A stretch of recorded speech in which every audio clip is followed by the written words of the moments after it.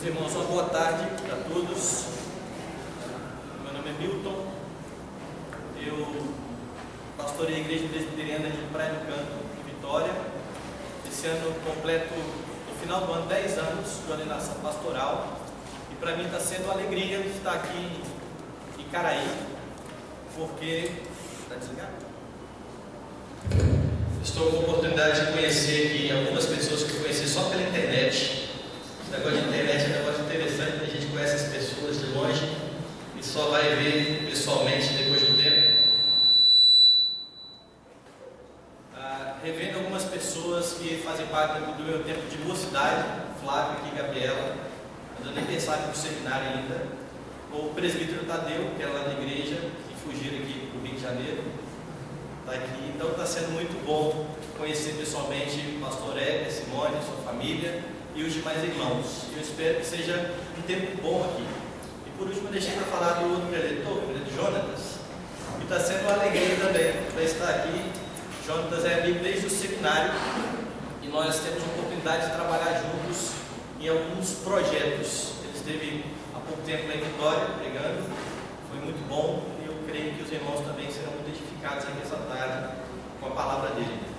Nós vamos nesse instante orar. O primeiro tema dessa tarde é o propósito de Deus para a família. Nós vamos nos colocar diante de Deus em oração. Vamos orar nesse instante. Pai Santo e Deus bendito, exaltamos o Teu nome, agradecemos o Senhor porque nos trouxeste aqui nessa tarde. Cada um de nós, ó Deus, que aqui está, precisa ouvir a Tua voz. E a Tua palavra, Deus, que é viva e eficaz, mais penetrante do que espada de dois gumes. Que ela venha, ó Deus, sondar os nossos corações, nos instruir, nos edificar, nos confrontar, nos exortar, a fim de que dia a dia sejamos mais parecidos com o nosso irmão mais velho, Cristo Jesus. E a fim de que por meio do Teu ensino, nossas famílias estejam também firmadas, Pai, sobre a rocha eterna, que é Cristo Jesus. Rogamos a Deus que nesta tarde o Senhor ilumine as nossas mentes, a fim de compreendermos a Tua palavra. Em nome e por amor de Jesus que nós oramos. Amém. Amém. Irmãos, vamos abrir o primeiro livro da Bíblia, livro de Gênesis, capítulo 1. Falar de propósito de Deus para a família, temos que recorrer então ao primeiro livro da Bíblia, onde todas as coisas são estabelecidas pelo Senhor. Gênesis capítulo 1, eu quero ler em princípio aqui 3 versículos, do verso 26 ao verso de número 28. Gênesis capítulo 1, do verso 26 ao verso de número 28. Nós temos assim: Também disse Deus: façamos o homem à nossa imagem, conforme a nossa semelhança.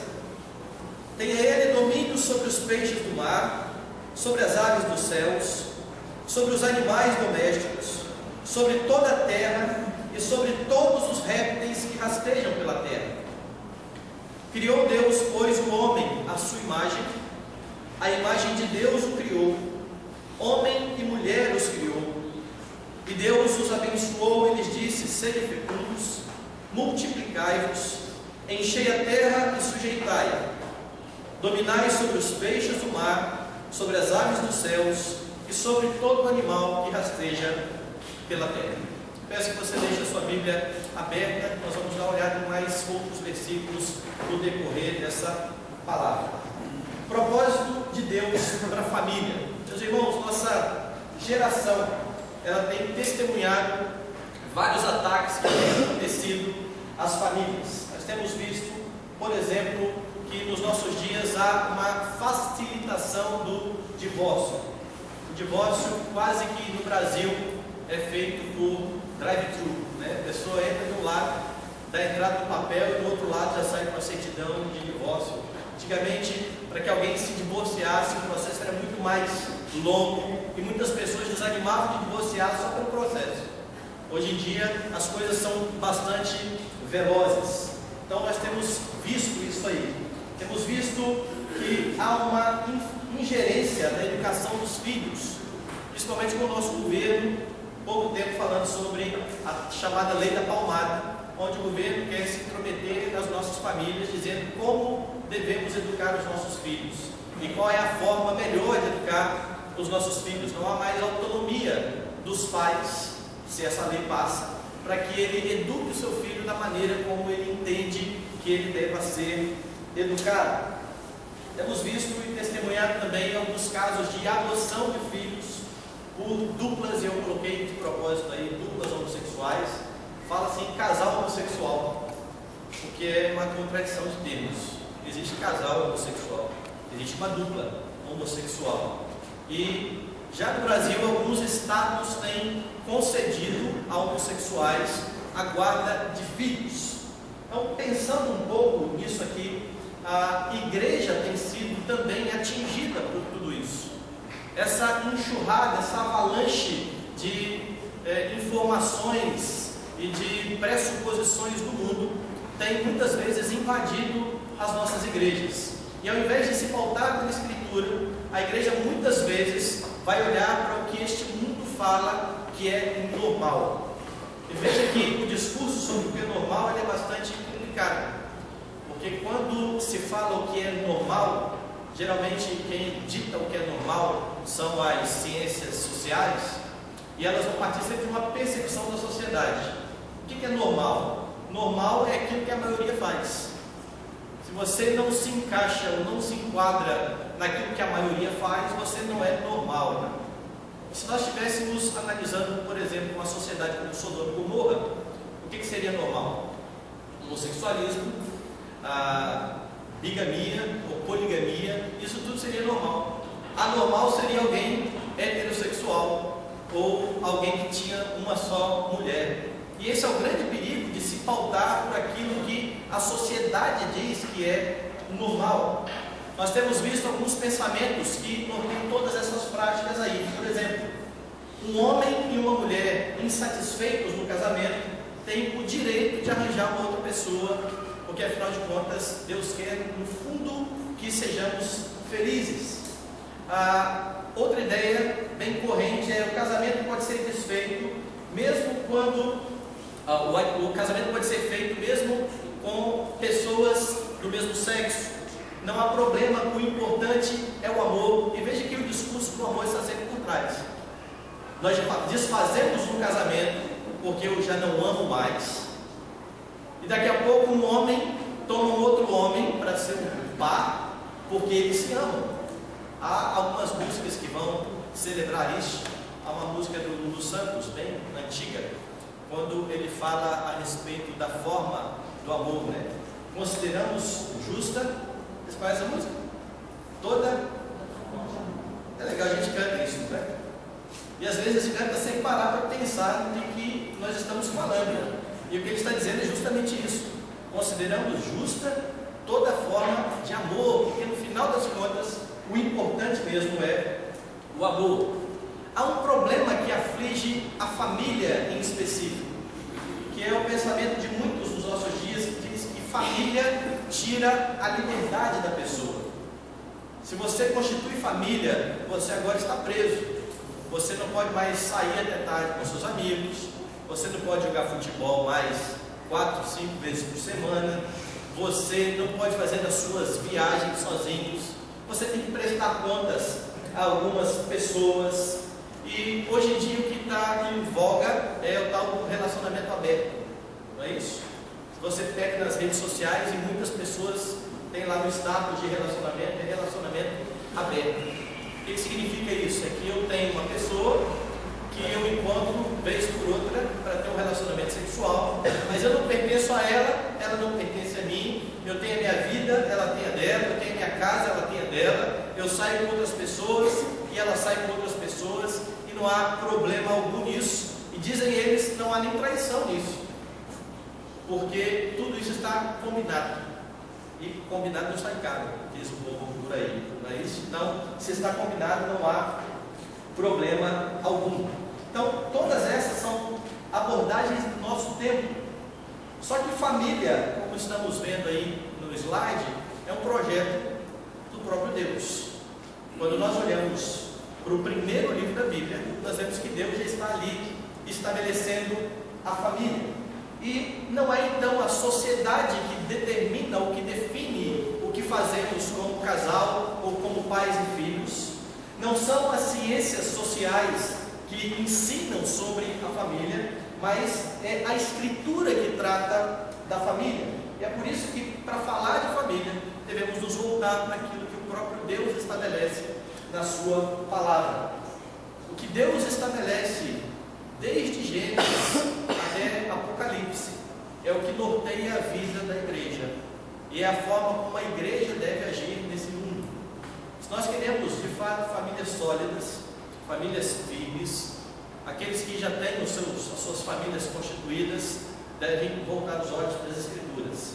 Aqueles que ainda irão constituir família devem voltar os seus olhos para as Escrituras, principalmente esses que ainda não constituíram família, porque esses ainda têm tempo de fazer da forma correta. Muitos de nós começamos da forma errada, mas aqueles que ainda não constituíram a sua família podem e têm a oportunidade de honrar a Deus, observando o que a Escritura fala sobre família.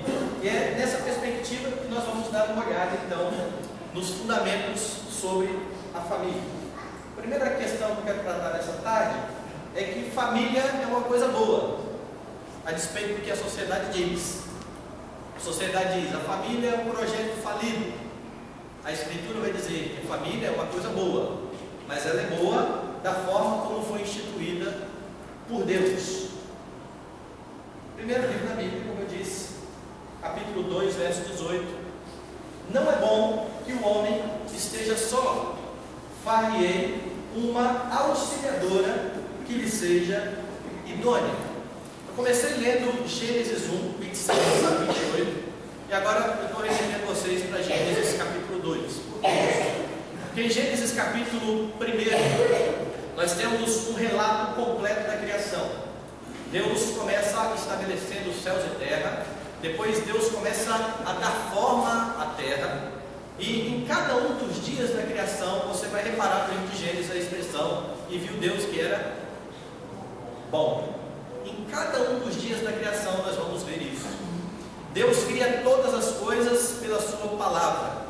E quando chega lá no verso 28, que foi o que nós lemos aqui, nós vemos que Deus para e delibera sobre o que Ele vai fazer.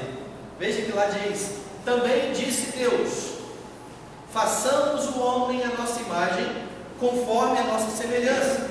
Tenha ele domínio sobre os peixes do mar, sobre as aves dos céus, sobre os animais domésticos, sobre toda a terra e sobre todos os répteis que rastejam pela terra. Deus então delibera a respeito daquele que é chamado na Bíblia, ou visto na Bíblia, como coroa da criação. O homem é a coroa da criação de Deus. Davi vai expressar isso de forma muito bonita no Salmo de número 8, quando ele começa contemplando os céus e diz: quando eu contemplo os céus, obra dos seus dedos, o que é o homem para que dele te lembres? Davi fica extasiado com toda a criação e diz: o homem é muito pequeno diante de toda a criação. Contudo, depois Davi diz: no entanto, fizeste-o por um pouco menor do que Deus, e de glória e honra o coroaste. O homem é coroa da criação, porque ele é criado imagem e semelhança de Deus. Ele é criado para espelhar o seu Criador. Alguns têm considerado o homem como um animal racional, não é isso? Mas o homem não é um animal racional. O homem é homem. Na Bíblia nós vemos Deus criando os animais e criando o homem. Ele não cria animais racionais e irracionais.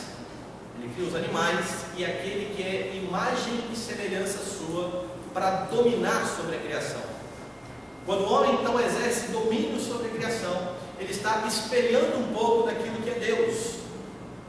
E isso é importante quando nós pensamos em família e casamento. O homem é criado em imagem e semelhança de Deus. Quando eu falo homem, eu estou falando homem e mulher. O texto está dizendo aqui: homem e mulher os criou. Ambos são imagem e semelhança de Deus. E depois então de dar esse breve relato aqui, olha, nós vamos fazer o homem. No verso 27, ele cria o homem, criou o homem à sua imagem, a imagem de Deus o criou, homem e mulher os criou. No verso 28, ele capacita o homem a fazer tudo aquilo que Deus estava determinando. E o que é mais bonito na Escritura, e isso serve de lição para nós, é que Deus não nos pede nada que Ele não nos tenha capacitado para fazer. Ele vai dizer que o homem deve dominar, deve crescer, multiplicar, mas antes disso Deus o abençoa. Deus o capacita para fazer todas as coisas. Mas parece que nós sofremos aquele mesmo mal de Moisés. Vez por outra nós olhamos algumas coisas que a Escritura estabelece para nós, e nós olhamos para Deus e falamos o seguinte: nós não conseguimos. Moisés foi tratado por Deus durante 80 anos. 80 anos. 40 lá no palácio, mais 40 no deserto. Depois de 80 anos de um cursinho intensivo, Deus falou assim: agora você vai libertar o povo. Eu não consigo não. Eu não tenho capacidade para isso. E nós às vezes fazemos isso, mas não podemos afirmar isso, porque a Escritura diz que Deus opera em nós o querer e o realizar, conforme a sua boa vontade. Volte então aqui. Esse primeiro relato fala a respeito da criação. Mas no capítulo de número 2, nós vamos ver que Moisés, ao registrar Gênesis, ele amplia o relato. E ele vai dizer como que isso aconteceu. A partir do verso de número 4, então, ele começa dizendo: esta é a gênese dos céus e da terra, quando foram criados, quando o Senhor Deus os criou. Não havia ainda nenhuma planta do campo da terra, pois ainda nenhuma erva do campo havia brotado, porque o Senhor Deus não fizera chover sobre a terra, e também não havia homem para lavrar o solo. Mas uma neblina subia da terra e regava toda a superfície do solo. Então formou o Senhor Deus ao homem do pó da terra, e lhe soprou nas narinas o fôlego de vida, e o homem passou a ser alma vivente. Moisés agora está dizendo como foi que Deus criou o homem. No verso 26, lá em 27, ele diz: criou Deus o homem à sua imagem. Como? O texto está dizendo que ele pegou o pó da terra, modelou o homem, soprou nele do Espírito, e o homem se torna alma vivente. Pouco mais à frente, no verso de número 18, nós temos a formação da mulher. Disse mais o Senhor Deus, e aqui é uma expressão que deve chamar a nossa atenção. Vamos ler todos juntos? Disse mais o Senhor Deus: não é bom que o homem esteja só. Não ele uma auxiliadora que seja de idôneo. Não é bom que o homem esteja só. Depois de passar 6 dias criando e dizendo: isso é bom, e viu Deus que era bom, e viu Deus que era bom, ele cria o homem começa a trabalhar, o homem começa a dar nome aos animais, como o texto vai dizer. E nesse processo todo, Deus está dizendo: não é bom que o homem esteja só. Deus vê que alguma coisa não está boa ainda. Não que Deus tivesse feito algo imperfeito, e não que exista aquela ideia de dizer que o homem só é completo quando ele está do lado da mulher. Isso é importante frisar. Nós ouvimos desde pequenos, muitos de nós, aquela ideia de que existe uma cara metade, né? Eu não procurei cara metade, eu procurei uma inteira. Esse negócio, não procuro metade não, nunca dá certo esse negócio de procurar metade. Mas a gente ouve o tempo todo falando de procurar cara metade. Salvo algum erro aqui de informação, essa ideia da história de cara metade, ela surge na mitologia grega, quando os homens estavam provocando a ira dos deuses, e um dos deuses, muito enfurecido com isso, começou a atacar raio lá de cima e rachar os homens no meio. E foi rachando o homem para tudo quanto é lado. E a partir desse dia, então, o homem está procurando a sua metade, a metade da laranja, e aí tem um monte de ditado que a gente ouve por aí. Mulher não é metade de ninguém, e homem não é metade de ninguém. A mulher é completa e o homem é completo, e quando eles se casam, são dois que formam um. Não são duas metades, mas são dois que formam um. A matemática de Deus é diferente da nossa. Então, eu tenho que frisar isso porque muitas vezes eu sei que pessoas não vão casar.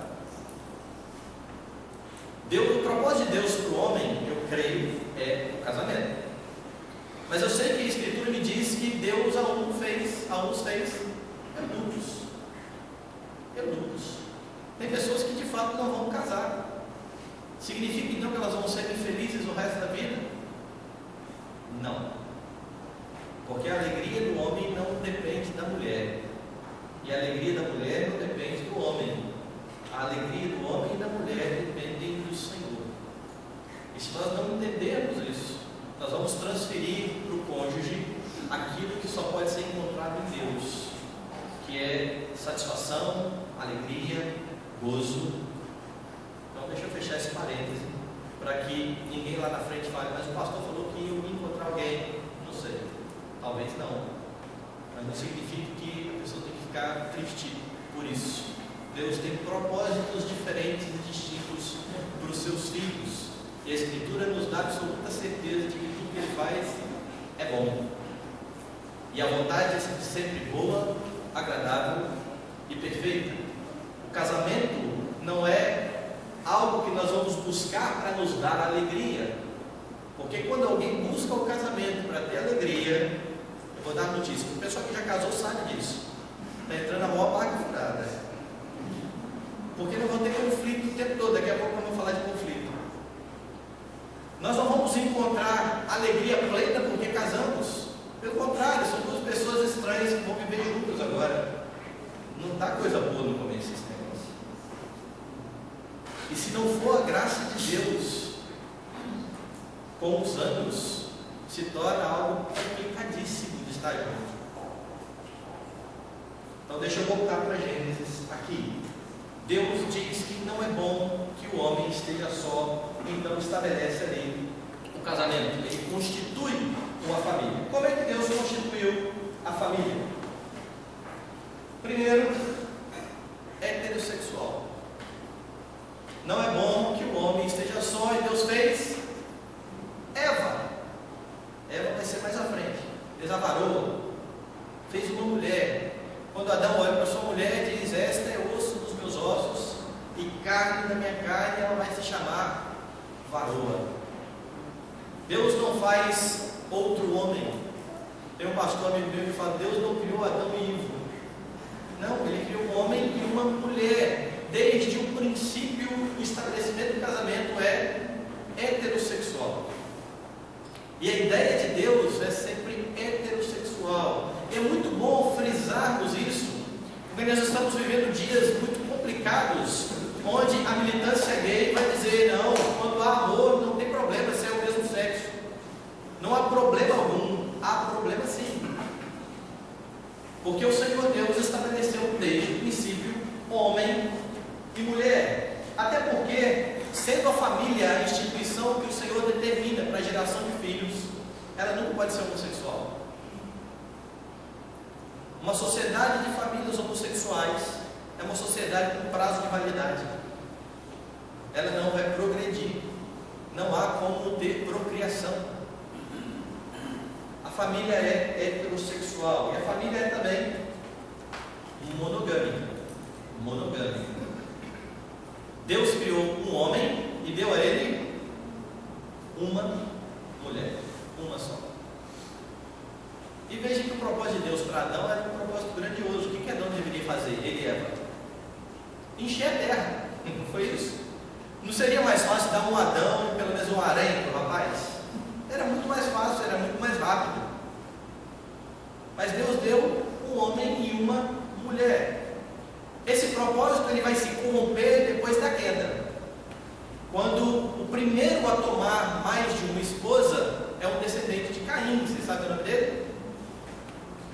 Lameque. Lameque tomou para si duas esposas, Ada e Zilá. É a primeira menção que nós vemos a bigamia. na linhagem da serpente, na linhagem que era oposta a Deus. Vocês olharem o livro de Gênesis, vão perceber que Moisés vai traçar duas linhagens bem distintas depois do capítulo 3. No capítulo 3, verso 15, nós vamos ter a primeira referência ao Messias, dizendo que da mulher nasceria aquele que iria esmagar a cabeça da serpente. E logo mais à frente, Moisés traça toda a linhagem de Caim. E só depois de traçar a linhagem de Caim, ele começa a falar da linhagem de Adão. Duas linhagens representando a linhagem da mulher e a linhagem da serpente. A linhagem da serpente por Caim, a linhagem da mulher por Sete. Eva vai dizer que Deus concedeu a ela Sete no lugar de Abel, que Caim havia matado. E por que Moisés estabelece essas duas linhagens? Para mostrar que o tempo todo na história nós vamos ter uma linhagem santa e uma linhagem oposta a Deus. Isso vai culminar em justamente Lameque, que vai dizer 7 vezes se tomou vingança sobre Caim, de Lameque, porém, 70 vezes 7. Em outras palavras, ele chama Deus para a briga e diz: eu sou pior do que Caim. Logo depois dessa menção, fala-se em menos, de onde começa a se invocar o nome do Senhor. Capítulo 6, estou falando isso rápido, porque eu sei que o tempo é curto. Capítulo 6, nós vamos ver essas duas linhagens se misturando. Filhos de Sete casando com as filhas de Caim. O que aconteceu depois disso? Chuva, muita chuva. O pessoal lá na igreja fala assim, me perguntou uma vez se eu fazia casamento misto, eu falei, não, eu tenho medo de dilúvio. Eu tenho mesmo. Eu sei que Deus não vai inundar a terra de novo, que Ele prometeu, mas não é bom brincar com Deus. Ele estabeleceu muito claramente que não deveria haver mistura das linhagens. Por que eu estou traçando isso tudo? Para falar da monogamia. Quando Deus resolve destruir toda a terra, está no capítulo 6 de Gênesis, Ele salva uma família. De quem? Que tinha quantas esposas? Uma. Não é interessante isso? O homem que achou graça diante de Deus é um homem que não fugiu ao padrão estabelecido por Deus. Era um homem que tinha uma esposa. E os filhos tinham uma esposa. A família que temia o Senhor de Noé e que foi salva do dilúvio e de toda aquela geração perversa, era uma família que se encaixava nesse padrão de Deus, heterossexual e monogâmico. Há uma questão aqui que o pastor Jonas vai tratar logo mais. Vocês perguntam tudo para ele. Que fala que Deus criou a família também, onde homem e mulher têm funções distintas, bem distintas e bem determinadas pelo Senhor. Daqui a pouco vocês vão ver, então não vou entrar nisso não. Primeiro, então, a família é boa, como instituída pelo Senhor Deus. O pessoal que não casou ainda e que vive nesse mundo corrompido e que está na faculdade ou está na escola, tendo contato com tantas correntes de pensamento diferentes da cristã e que muitas vezes estão também desanimadas com a instituição do casamento, devem olhar para a palavra de Deus e entender que se Deus disse que é bom, é porque é bom mesmo. Às vezes as experiências ruins que nós temos fazem com que tomemos direções opostas àquelas que Deus determina. Então nós temos jovens da igreja que dizem: eu não quero casar nunca, porque meu pai e minha mãe vivem muito mal, eu não quero isso na minha vida. Você não precisa ser como seu pai e sua mãe, saiba disso. Você pode ser como Deus estabeleceu para que fosse. Basta buscar nele orientação e discernimento para constituir a sua família. Quando você então pensar em constituir família, lembre-se que você deve procurar alguém cristão, alguém que serve o mesmo Deus que você. Depois, lembre-se que tem que ser oposto a você, tem que ser ou uma mulher ou um homem. Mas pastor, nós somos da igreja, né? Difícil, não precisa nem falar isso dentro da igreja. Eu acho que a gente tem que começar a falar muito isso dentro da igreja. Olhe para os Estados Unidos e vamos ver as igrejas já ordenando pastores homossexuais, pastores que têm a sua família, pastores casados com outros homens e mulheres também. E não acho que isso vai demorar para chegar aqui. Na verdade, isso já acontece informalmente no Brasil. E entenda também que a família é monogâmica. Eu vou tratar um pouco mais disso daqui a pouco. Segunda questão que eu quero ver nessa tarde é que os cônjuges constituem o núcleo da família. Cônjuges constituem o núcleo da família. Deus criou o homem em um relacionamento de aliança. Falar em igreja presbiteriana é bom porque nós presbiterianos entendemos melhor que outros a doutrina da aliança. E a doutrina da aliança, ou pacto, é a doutrina que eu creio que mais importante para ser compreendida. Quando você entender a doutrina do pacto, todos os outros assuntos que a gente acha que são complicados ou mais complicados, eles vão ter uma... Você vai olhar com outros olhos. Predestinação, entenda a doutrina do pacto.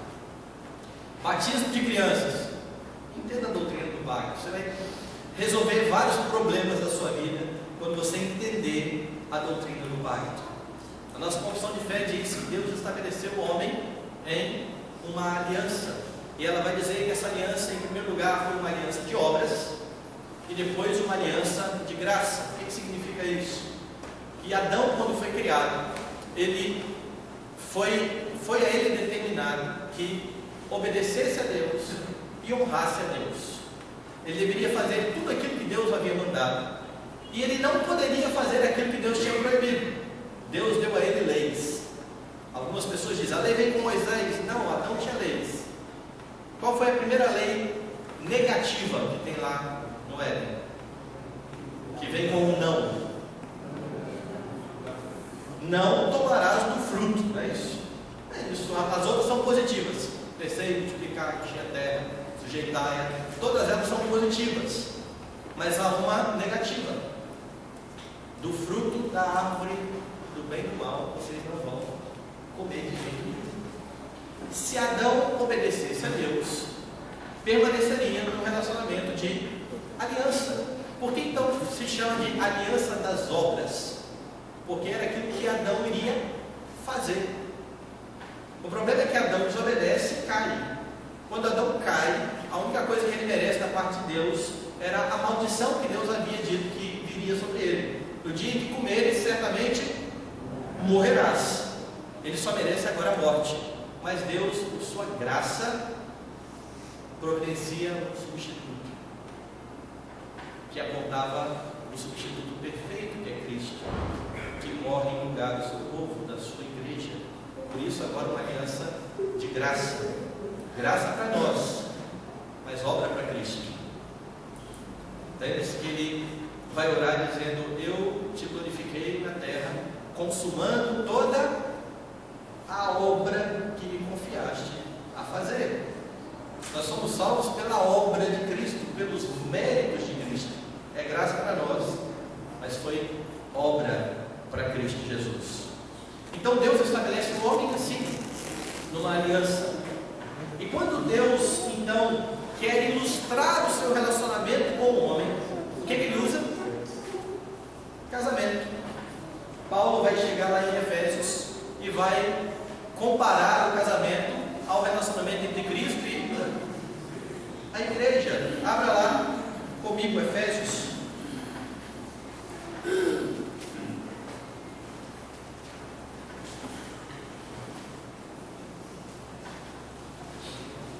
Efésios capítulo 5.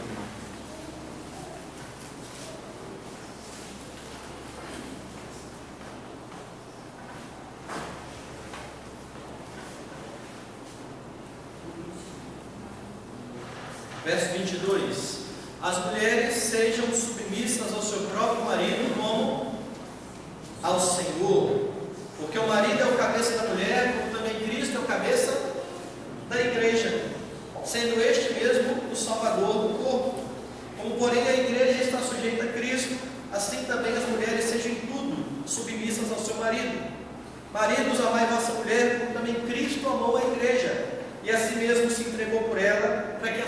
santificasse, tendo-a purificado por meio da lavagem de água pela palavra, para apresentar a si mesma igreja gloriosa, sem mácula nem ruga, nem coisa semelhante, porém santa e sem defeito.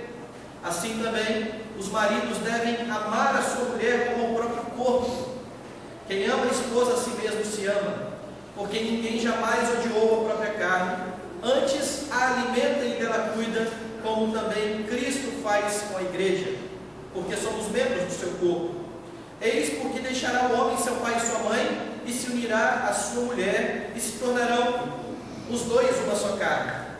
Grande é este mistério, mas eu me refiro a Cristo e a igreja. Quando Paulo vai ilustrar o relacionamento conjugal, ele não fala de pais e filhos, ele fala de marido e mulher. Por isso eu estou dizendo que o núcleo do lar é o casal, os cônjuges. Deus ilustra a sua aliança por meio dos casais. Diante disso, irmãos, nós temos que pensar aqui que o casamento tem uma base, e por causa dessa base nós temos algumas implicações. Quais são elas? Qual é a base então do casamento? O pacto. Essa é a base do casamento. Ah, pastor, a base do casamento é o amor. É caneca. O casamento não tem como fundamento o amor. É por fundamentar o casamento no amor que as pessoas hoje se separam dizendo que não amam mais. Acabou o amor. Como se o amor fosse alguma coisa que enchesse o coração e esvaziasse de repente, sei lá. O tempo vai passando como um tanque de gasolina, né? Vai diminuindo até acabar. De vez em quando você tem que reabastecer lá. Quem baseia o seu casamento, ou quem tem como fundamento do seu casamento o amor, e aqui eu não estou falando do amor bíblico, estou falando do amor como as pessoas dizem que é o amor, que é aquele sentimento gostoso que, né, nasce no coração, deixa o olho brilhando, você olha para a pessoa e começa a esquentar tudo. Isso pode ser um monte de coisa, menos amor. Quando as pessoas baseiam o casamento nisso, nesse sentimento, e veja, daqui a pouco eu vou falar que ele é importante também, mas ele não é base. O casamento tende a ruir. A base do casamento é a mesma base do relacionamento de Deus com a sua igreja, ou com o seu povo, a aliança. Lembre-se que quando Deus estabeleceu a aliança conosco, o que Ele viu de bom para nos amar? Pensa aí na sua vida, você se conhece, eu acho que um pouco. Você morreria por você na cruz do Calvário. Quando Paulo vai falar dessa verdade, ele fala: talvez por alguém bom, alguém se animasse a morrer. Talvez. Mas Deus prova o seu próprio amor para conosco, pelo fato de ter Cristo morrido por nós, sendo nós ainda. O que significa isso? Sendo nós ainda seus inimigos. Cristo morreu na cruz por inimigos. E isso é muito importante. Por que isso? Por causa da sua aliança. Por causa do pacto estabelecido por Deus. Deus não volta atrás da sua palavra. Deus estabelece o seu pacto e cumpre até o final. E quando Ele é fiel, está sendo fiel a si mesmo, a sua palavra empenhada, ao pacto que Ele estabeleceu. Então, quando nós entendemos o casamento baseado no pacto, nós temos que pensar nas implicações de tudo isso. Quais são elas? A primeira delas é que o casamento exige fidelidade. Fidelidade. Nós já vimos aqui que Deus estabeleceu o casamento monogâmico. Isso significa e implica fidelidade. Deus é fiel ao seu povo. E Deus espera fidelidade do seu povo. Quando Deus então estabelece o casamento e tem como base o pacto, a aliança, Ele espera que sejamos fiéis ao pacto que fizemos, não ao sentimento que temos, mas ao pacto que estabelecemos. Eu acho mais interessante isso tudo que há alguns anos eu li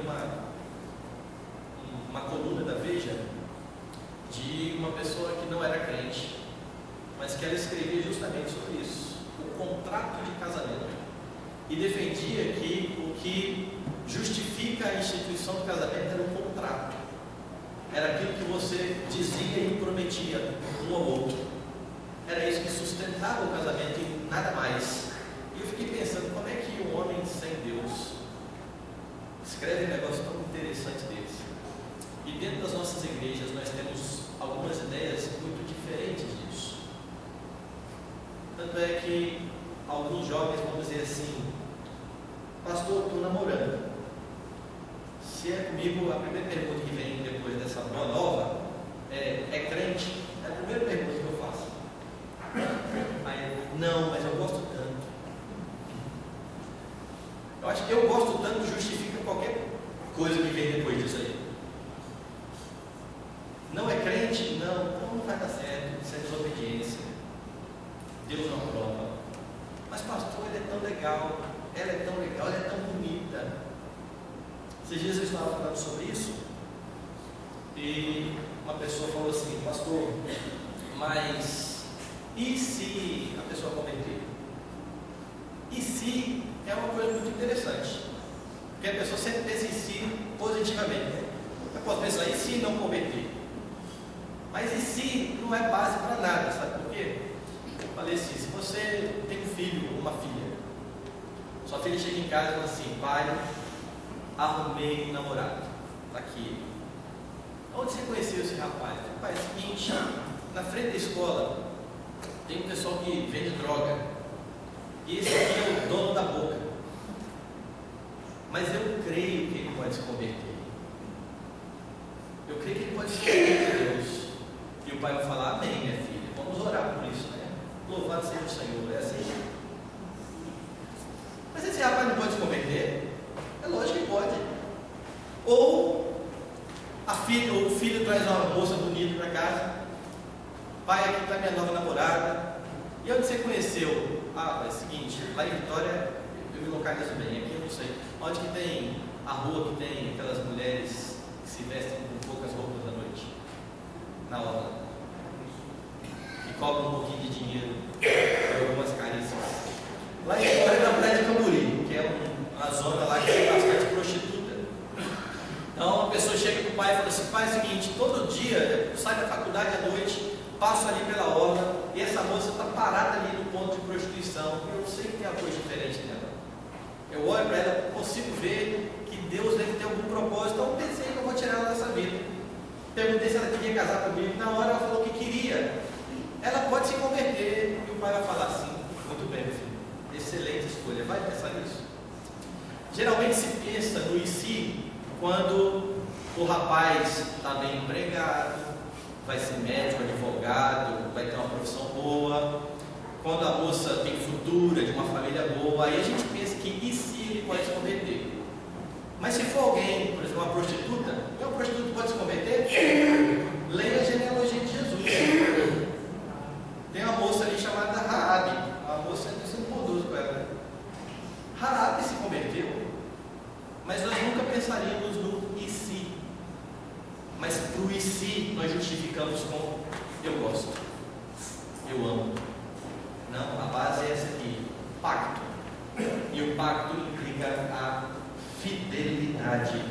Irmãos, leia Cantares comigo. Cantares capítulo 6, verso 3. Vou pedir para alguém ler bem alto aí.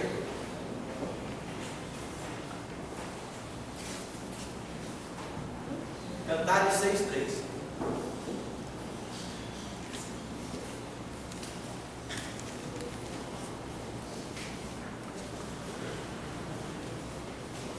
Pode ler. Eu sou do meu amado e o meu amado é meu, ele pastoreia entre os filhos. Eu sou do meu amado e o meu amado é meu. Essa é deve nortear a vida conjugal. Eu sou o amado, o meu amado é meu. Fidelidade. O entendimento de que você pertence, a palavra é essa mesmo, a outra pessoa. A nossa sociedade diz: ninguém pertence a ninguém. Pertence sim. Pertence. Você pertence ao seu cônjuge. Só que a nossa sociedade tem experimentado um tipo de fidelidade agora diferente, que é a infidelidade virtual. Eu não vou parar para falar muito da infidelidade, da traição, porque essa a gente sabe o que acontece. Há uma perigosa que tem invadido as igrejas, que é a infidelidade virtual. A pessoa se envolve com alguém pela internet, diz: aqui não tem pecado, aqui não tem problema algum. Tem uma rede social que eu não sei se foi para frente, acho que ela surgiu mais ou menos na época do Facebook. É uma que você cria um personagem. Como é que é o nome? Oi? Second Life. Tem ainda? Tem? Ninguém fala de Second Life mais. Tem? Então tá, no Second Life você criava lá você, certo? Era você que estava ali, e você ia trabalhar, e você ia para a escola, e você faz negócio. É você, é um você virtual. Você cria o seu avatar e está ali você. E muitas pessoas acham que aquele mundo ali é um mundo do pode tudo. Então, ali eu posso passar a perna para a minha empresa prosperar, ali eu posso ser infiel. E aí a pessoa vai dizer: mas pastor, isso aqui é uma brincadeira, certo? O mundo virtual é um mundo de brincadeira, isso aqui não tem problema algum. Mas o nosso irmão mais velho, o nosso Redentor, Cristo Jesus, há muito tempo, antes de ter internet, já falava de mundo virtual, não falava não. Abre comigo Mateus capítulo 5.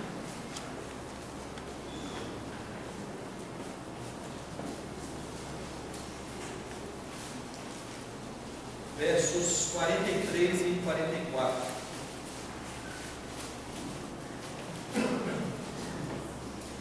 Ouvistes que foi dito: amarás o teu próximo e odiarás o teu inimigo.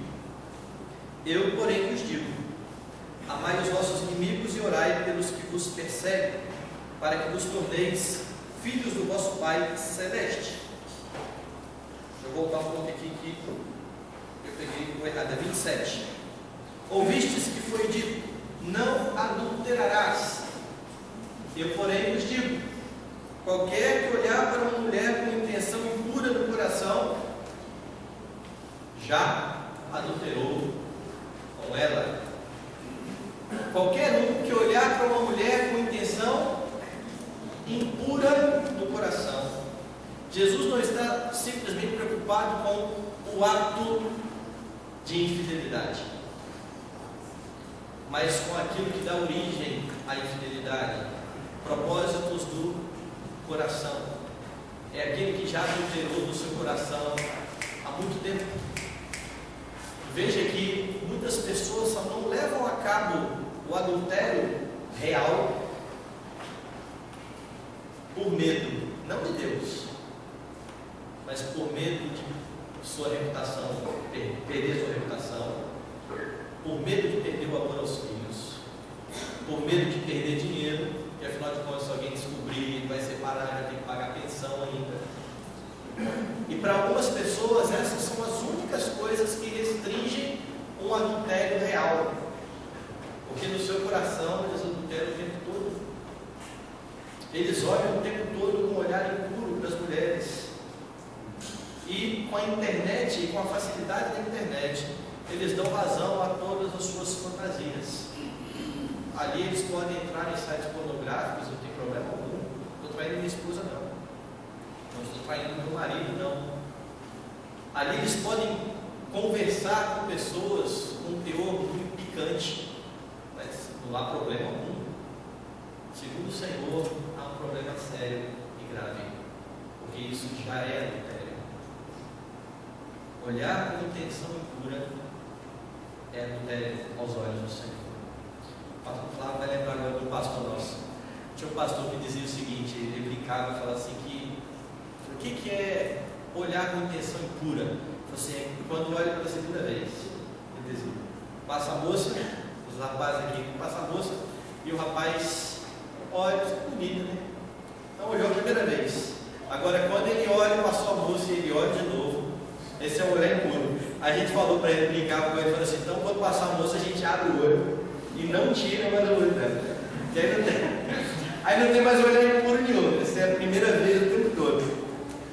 Não é isso não. O adultério começa de fato no coração. E nós devemos vigiar o coração.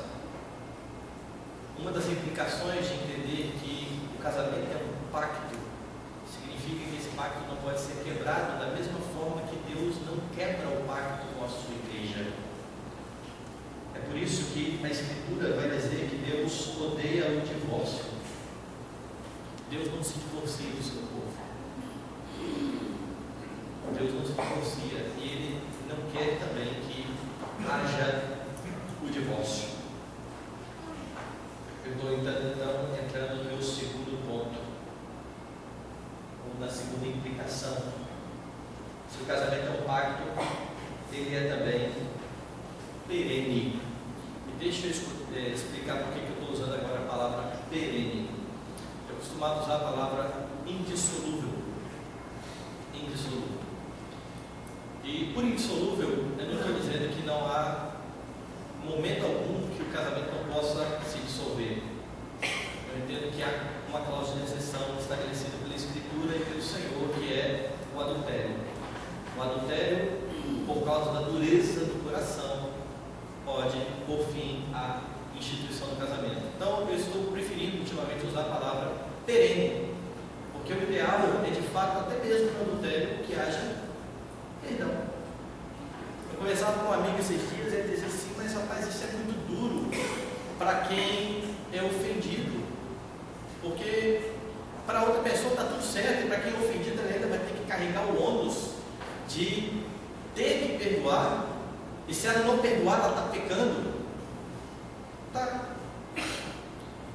Um é o pecado do adultério, o outro é o pecado de não perdoar. Não é isso? Ou nós temos opção para não perdoar, para perdoar ou não perdoar? Nós não temos. O que Jesus diz é dureza de coração. E eu sei que nós temos o nosso coração muito duro, mesmo. Agora, há essa cláusula que creio eu que há exceção. A outra cláusula é essa de Paulo lá, no caso de casamento misto. Eu vou explicar. Hein? Casamento misto, aonde a parte incrédula deixa o casamento. É o caso de Paulo lá em Coríntios 7.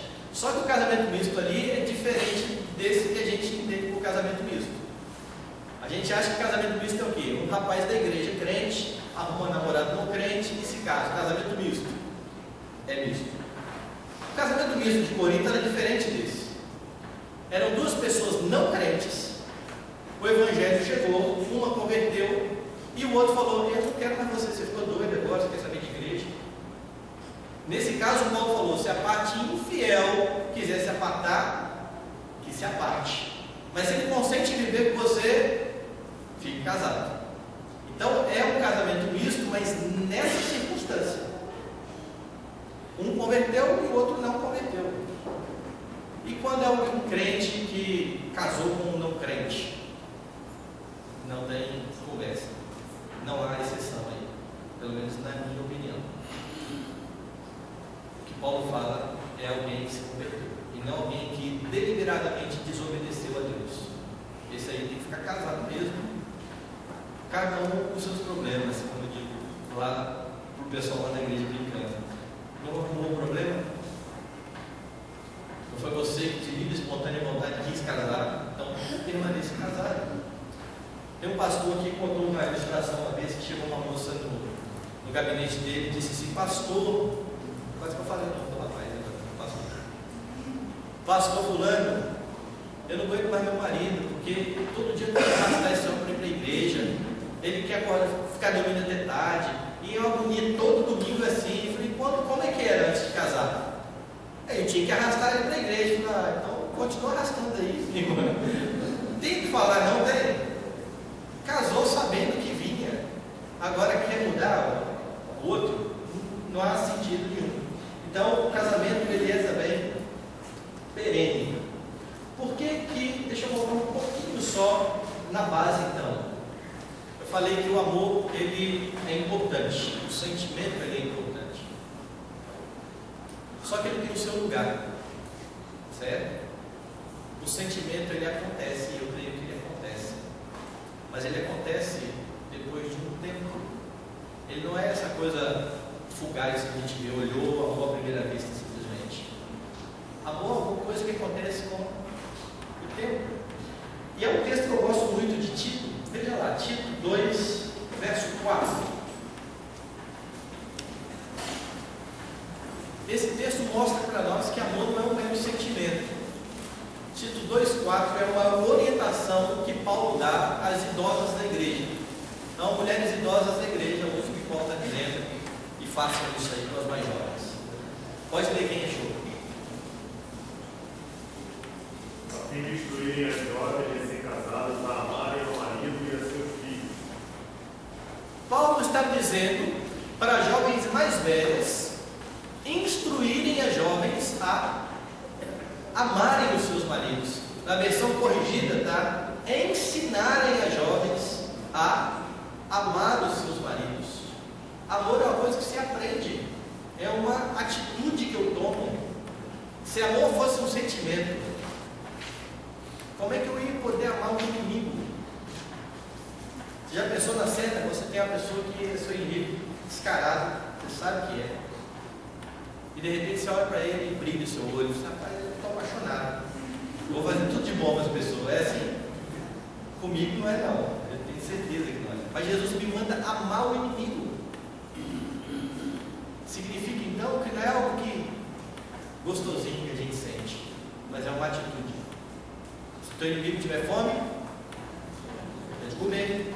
Se ele tiver sede, dê de beber. O que é isso? Amar. Eu creio que o João vai falar isso daqui a pouco, quando ele falar de Efésios.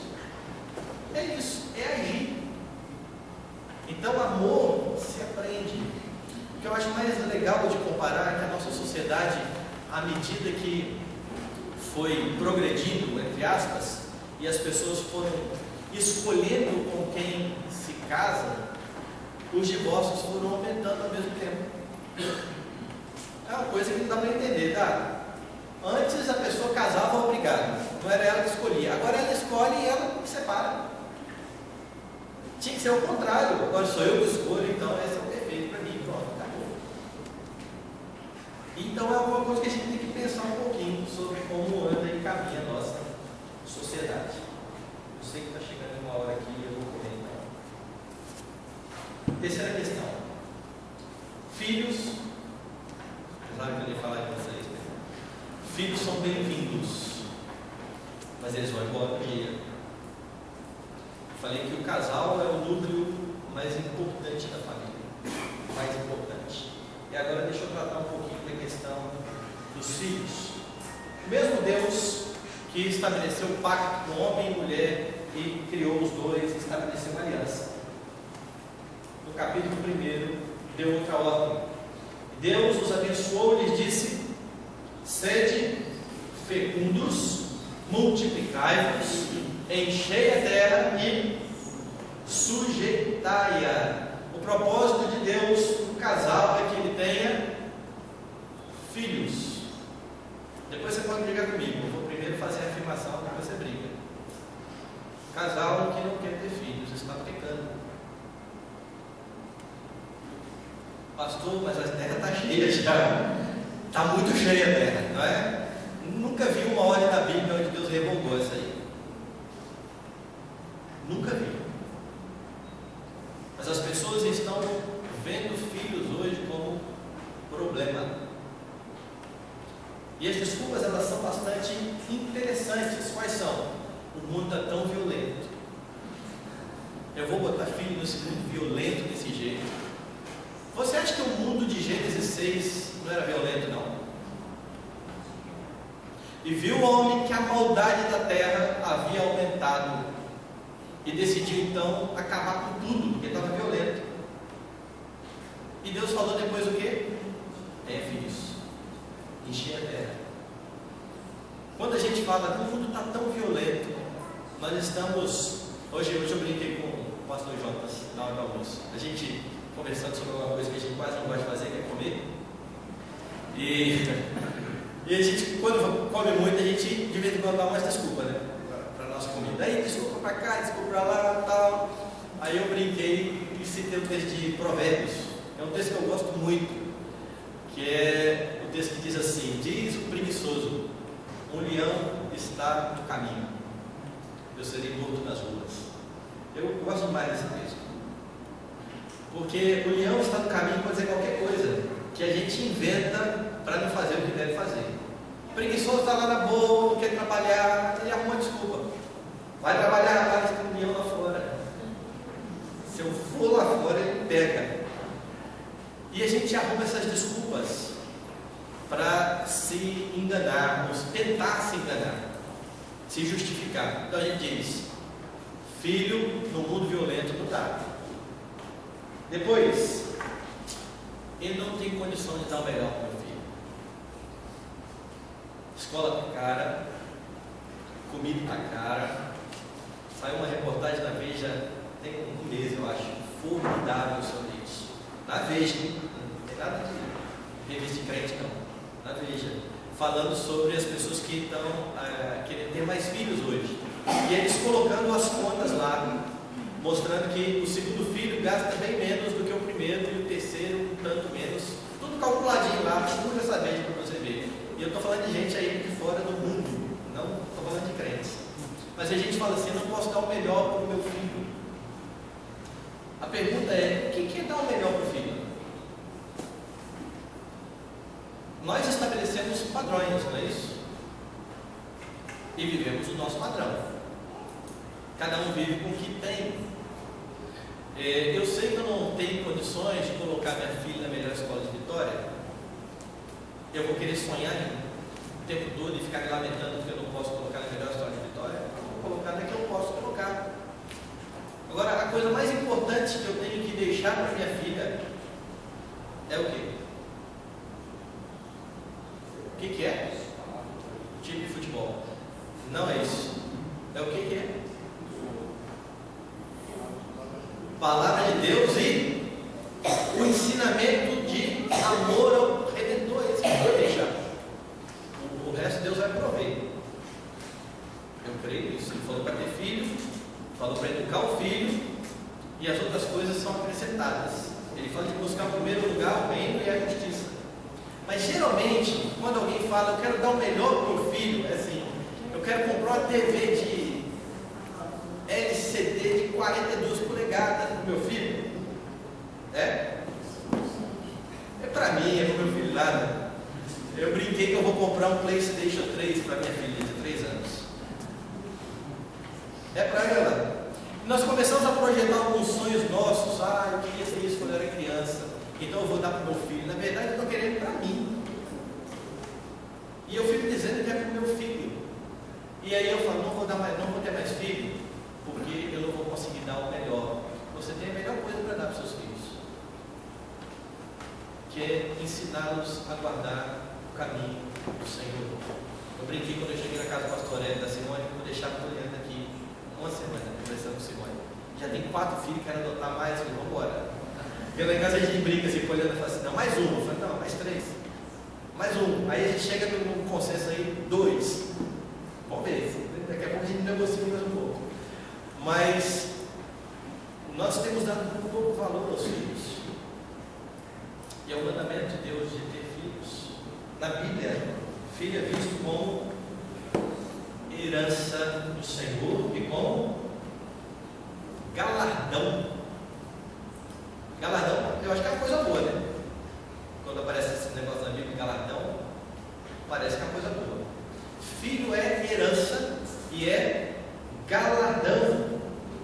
Mas há uma outra desculpa pior do que todas essas: vai atrapalhar a minha vida. E não vou poder mais ir ao cinema com minha esposa. Eu fui no cinema com Poliana depois de quantos anos? 2 anos e pouco, né?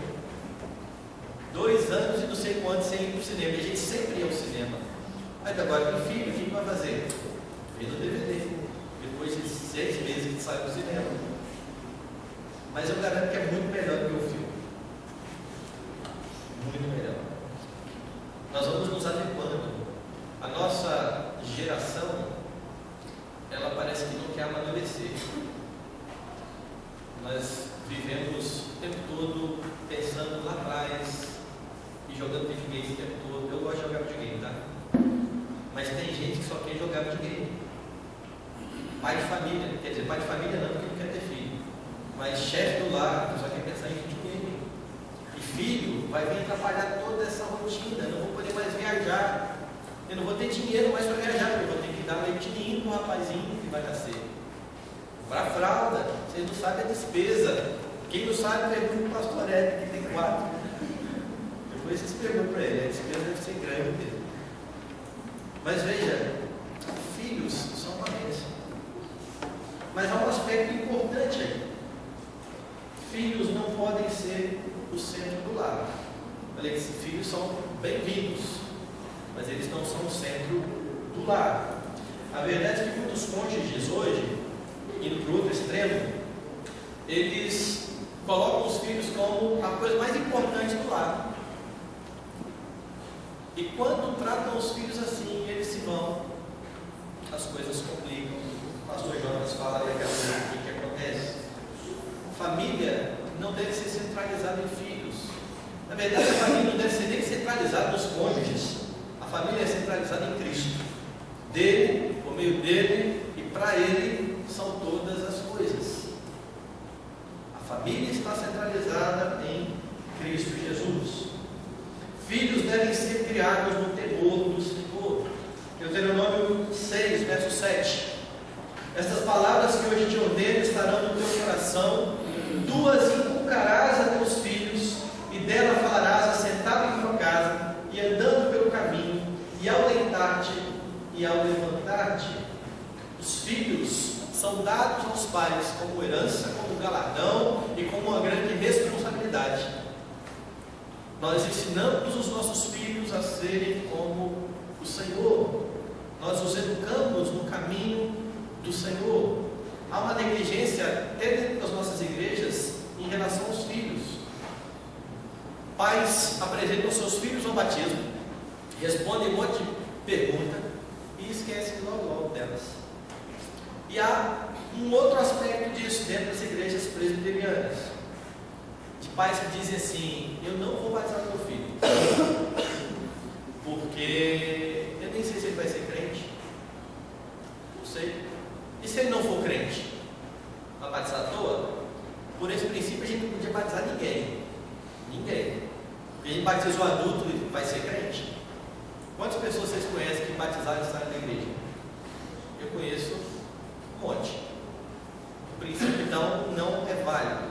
Agora o que eu fico mais estarrecido é que o filho nasce e a primeira coisa que o pai faz é botar uma meia tipo futebol, né?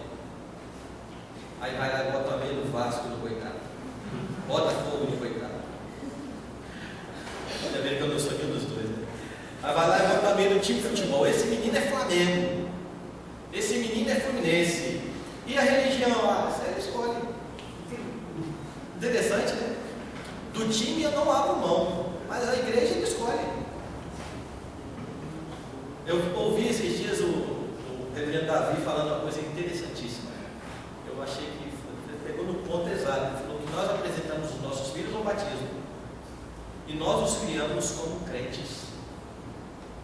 A gente fica evangelizando filhos. Nós criamos como crentes. Até o dia que eles disserem: não, eu não sou crente não. Eles estão enganados. Não sou crente não. É por isso que nós batizamos. Nós cremos que são crentes. Cremos que fazem parte da aliança. Aqueles que não batizam seus filhos dizendo talvez eles não sejam crentes, criam como não crentes até o dia que eles dizem: agora eu sou crente. A implicação disso deveria ser o seguinte: não ore com seus filhos e não leia a Bíblia com seus filhos, porque se eles não são crentes, a oração deles não é ouvida por Deus. Tem o seu sangue, ele é a mesma carne que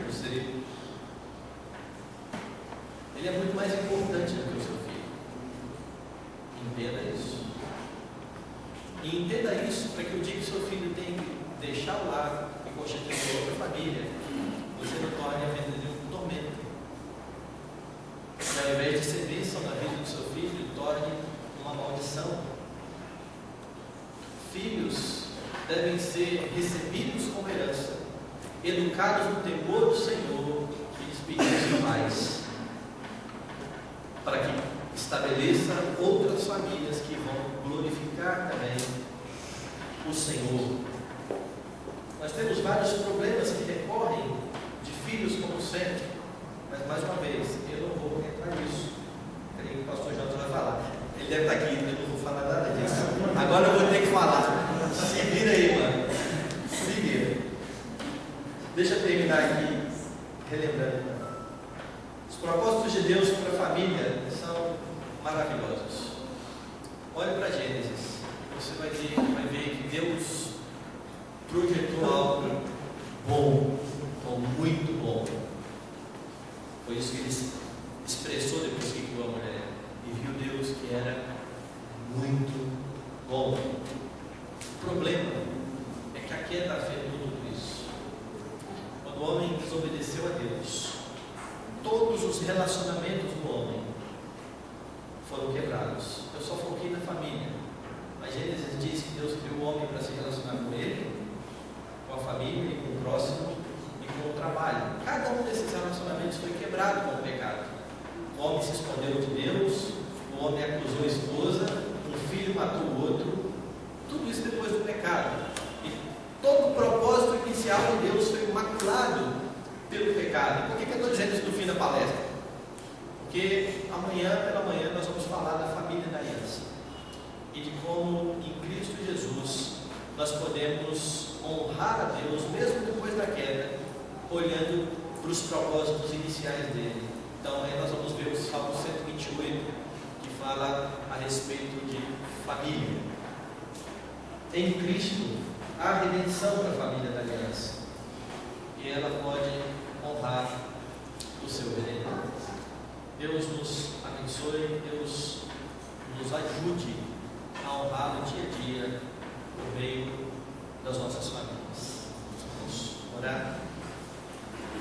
Pai bendito, Deus amado, exaltamos o teu nome, agradecemos esse tempo, esse primeiro tempo em que ouvimos a tua palavra, que o Senhor nos mantenha atentos no decorrer dessa tarde e no início da noite, levando o nosso pensamento cativo ao pensamento de Cristo Jesus. Ajuda-nos, ó Deus, a cada um de nós aqui, a honrar ao Senhor